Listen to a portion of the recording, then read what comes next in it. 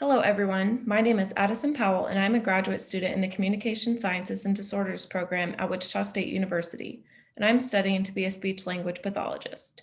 This research presentation covers a project that I completed under Dr. Erin O'Brien with the help of my classmate Daphne Keys called Computerized Sentence Building as a Treatment for Aphasia. Stroke is one of the leading causes of death in the United States, and those who survive it are often left with significant long-term disabilities. Aphasia, which frequently occurs secondary to stroke, results in the loss of the ability to speak fluently. Some people with aphasia have difficulty comprehending language, and others have difficulty verbalizing language, and many have a combination of the two. There continues to be a need for effective sentence production treatments that can be easily translated into a home program. In the current study, we trained people with aphasia to do the computerized task called the word maze. This task provides practice with word-by-word sentence building.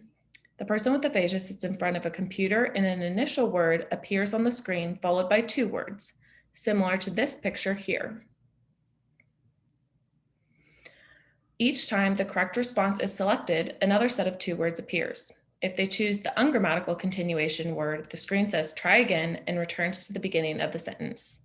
We hypothesized that improving at the sentence building task would result in improvements in sentence formulation, sentence comprehension, and quality of life for people with aphasia. We had 7 participants total in our study who had sessions once or twice per week in 40-minute long periods for a total of 6 to 7 sessions. Pre-treatment and post-treatment measures included the Assessment for Living with Aphasia, a quality of life test, and the Western Aphasia Battery Revised Part 1, a language test. At the end of each session, participants completed a questionnaire about their experience using a scale like this one on the screen. 2 of the 7 participants showed a 7-point increase in their WAB-R, Western Aphasia Battery Revised, quotient, aphasia quotient, which indicates a decrease in the severity of their aphasia. All participants showed an increase in scores in the Assessment for Living with Aphasia, indicating improvement in reported quality of life. All participants also showed improved task accuracy and faster reaction times in their final treatment session compared to the first.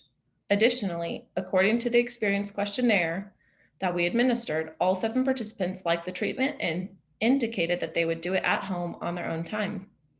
A future direction for this project is to develop a computerized app that would allow people with aphasia to perform this task at home. Thank you for taking the time to listen to my presentation, and I hope you learned something interesting about aphasia and my treatment study.